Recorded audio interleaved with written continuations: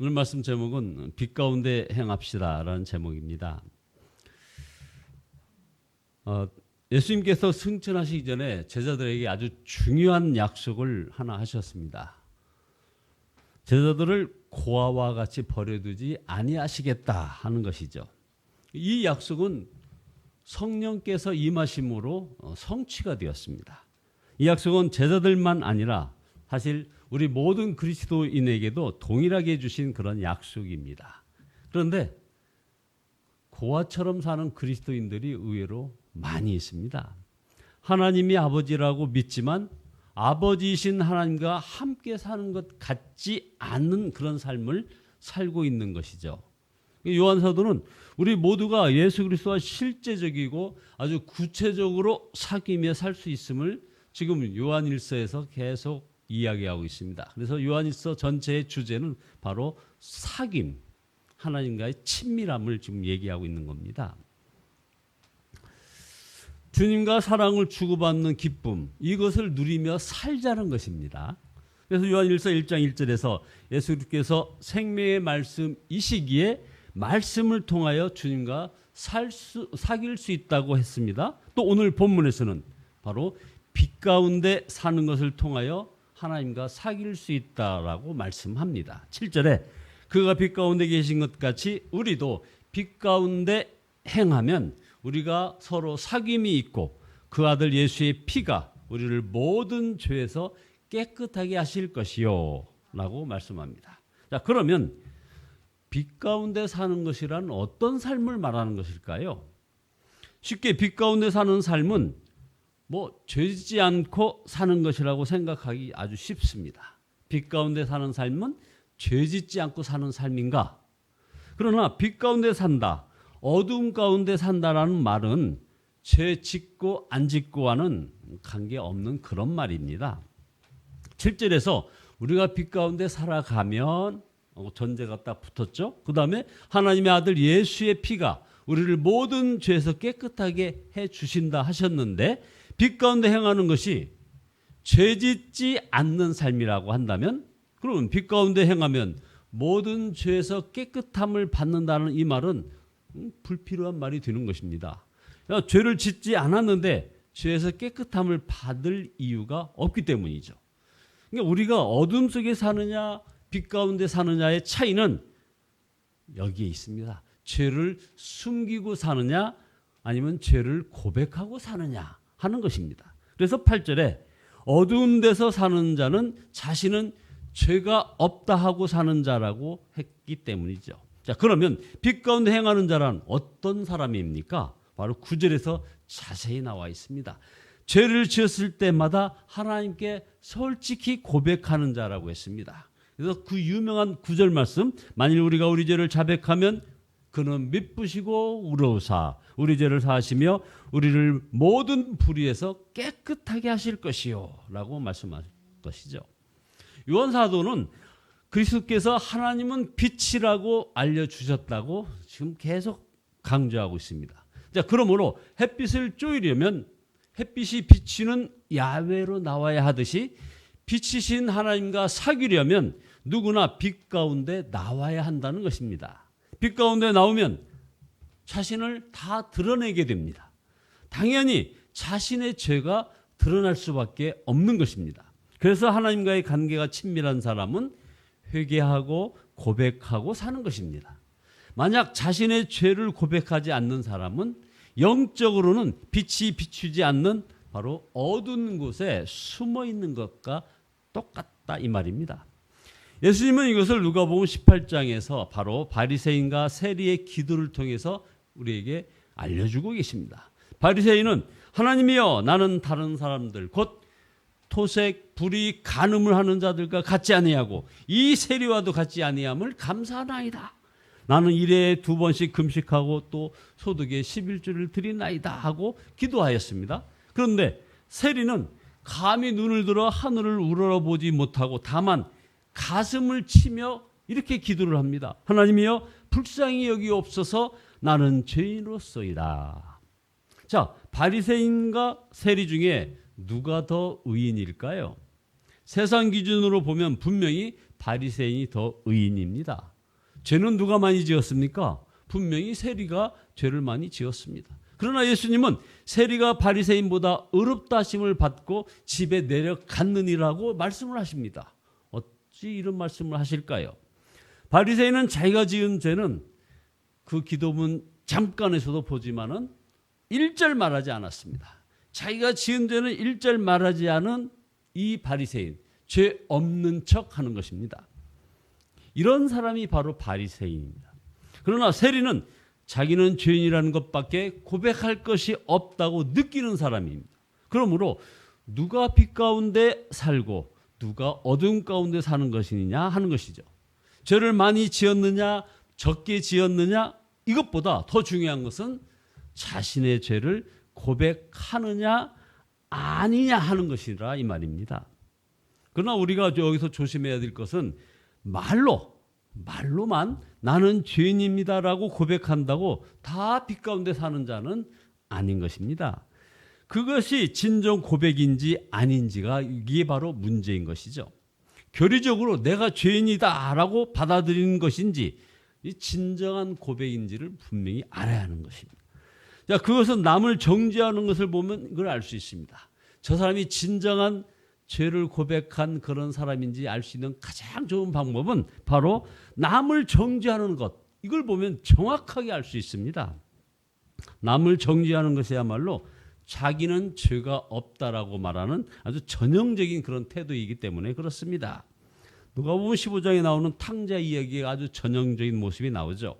아버지가 집을 나간 탕자, 재산을 다 탕진한 채 거지가 되어서 돌아온 둘째 아들을 위해서 살찐 송아지를 막 잡아서 잔치를 엽니다. 그러나 아버지 말 잘 듣고 집을 지켰던 맏아들은 이 사실을 놓고 대단히 화를 냅니다.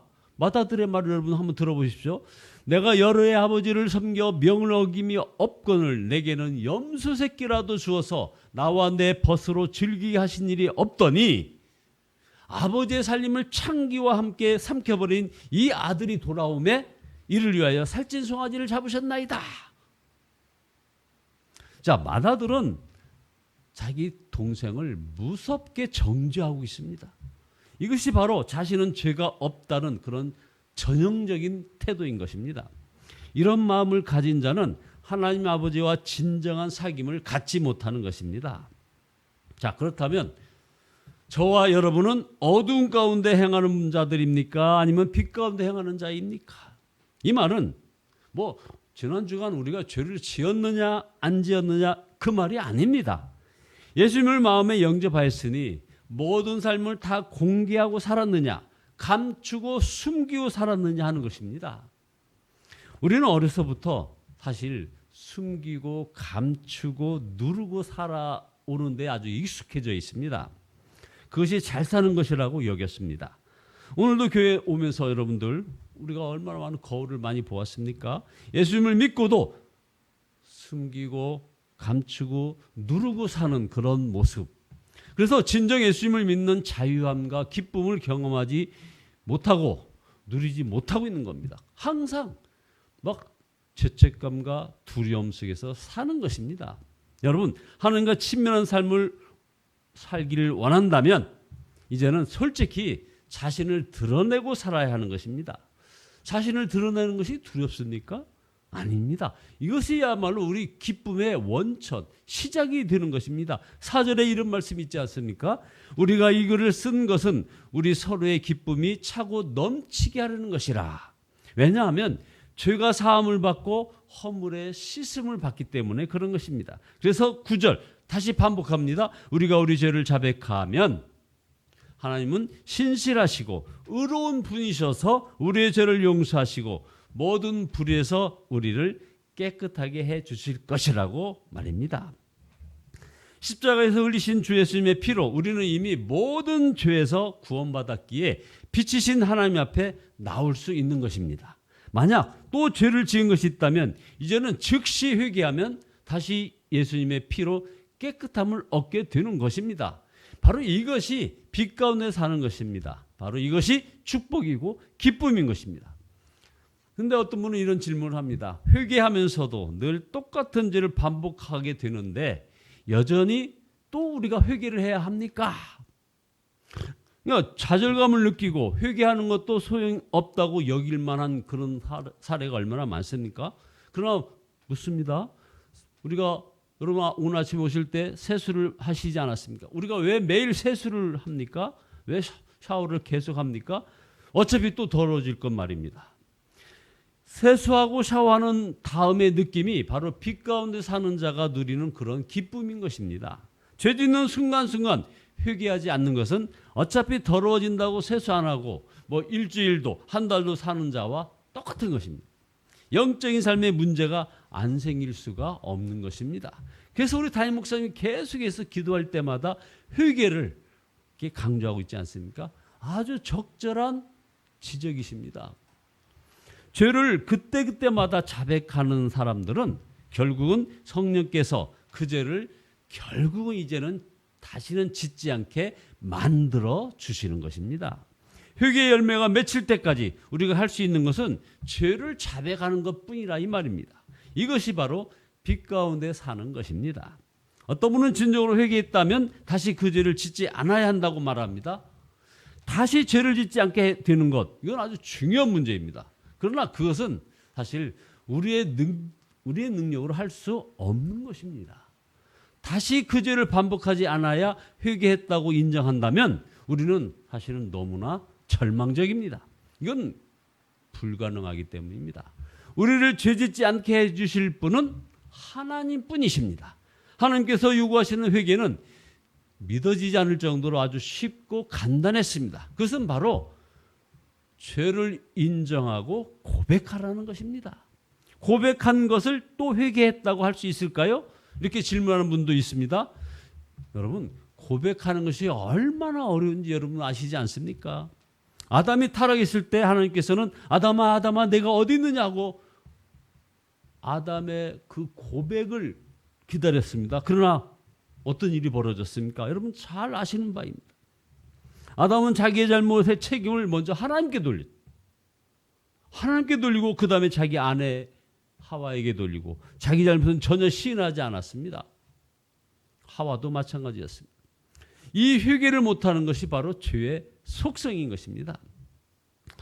내가 잘못했습니다 하는 것이 어려운 것은 자아 본성을 거스르기 때문에 그렇습니다. 우리의 자아는 내가 잘못했습니다라는 말을 절대 하고 싶어 하지 않는 본성이 있습니다.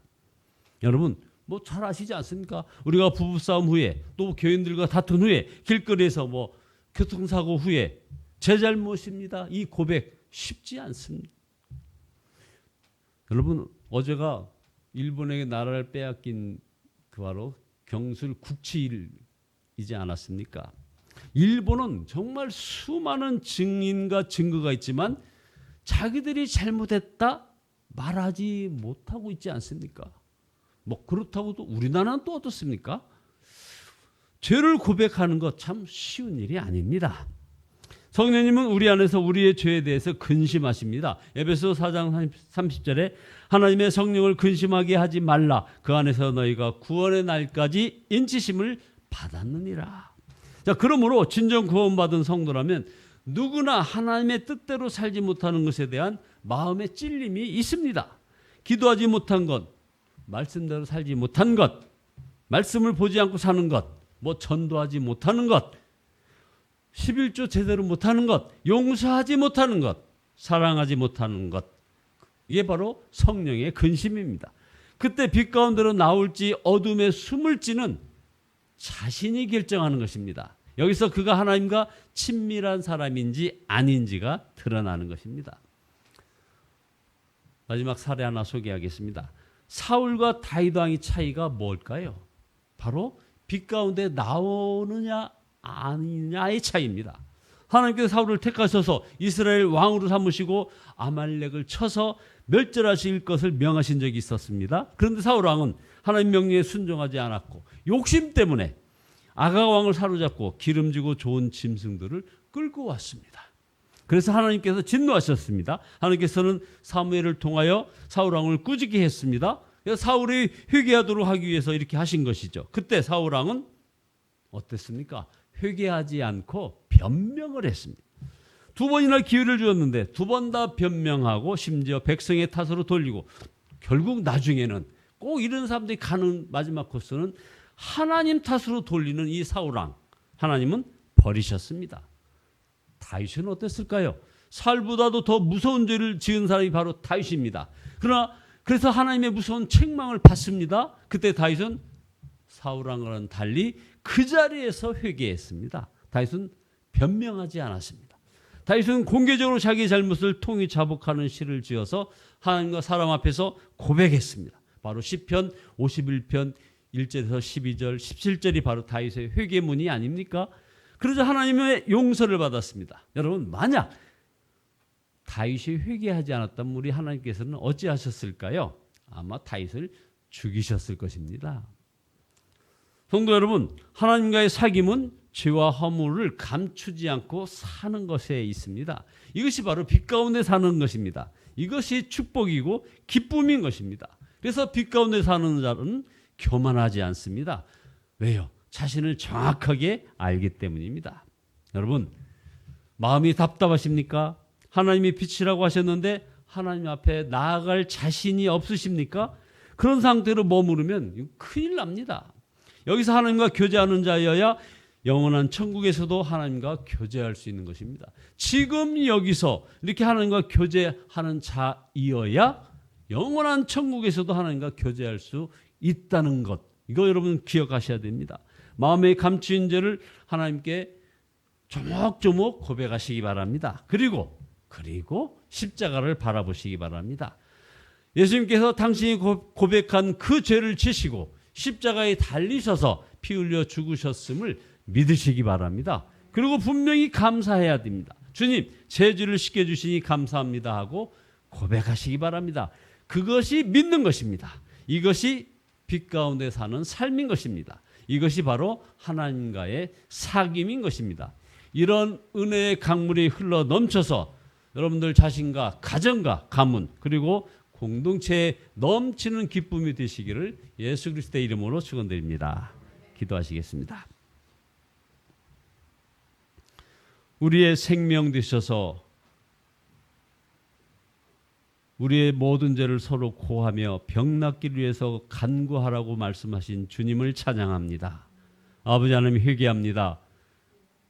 아버지 하나님 충분하게 주 앞에 주의 전능하심을 인정하지 못하고 의인의 간구 드리지 못했던 저희들의 믿음 없음을 용서하여 주시옵소서. 항상 세상 바라보며 마음 답답해했고 아버지 하나님이여 주께서 명령하신 모든 사람 용서하지 못했던 저희들의 연약함을 고하오니 주여 용서하여 주시옵소서. 온전히 십자가 구원을 노래하며 감사하는 자의 그 자리에까지 이르기를 소원합니다. 아버지 하나님 온전히 지켜주시고 지금 이곳에서 하나님과 교제하는 자여야 영원한 천국에서도 하나님과 교제할 수 있다는 이 말씀 앞에 아버지 두려워 떨며 아버지여 이 말씀 앞에 순종합니다. 주님 저희들 가운데 빛 가운데로 오셔서 아버지여 주와 동행하는 저희들의 걸음걸음 되어지게 인도하여 주시옵소서. 예수 그리스도의 이름으로 기도드리옵나이다. 아멘. 445장입니다.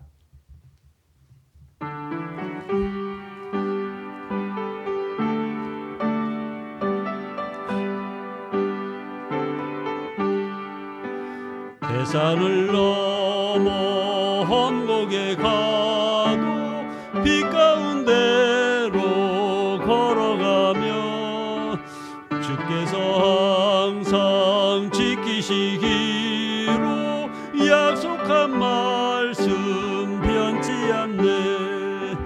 하늘의 영광 나의 맘속에 차고도 넘쳐 할렐루야를 힘차게 불러 영원히 주를 찬양하리.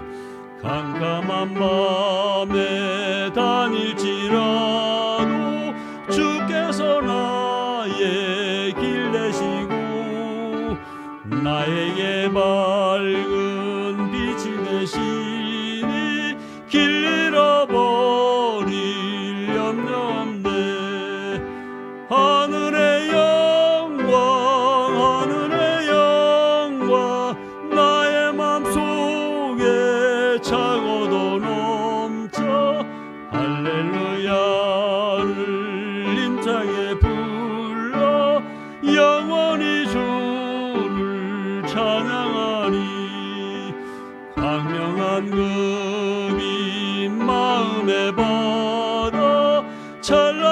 천국 바라보고 할렐루야를 힘차게 불러 날마다 빛에 걸어가니 하늘의 영광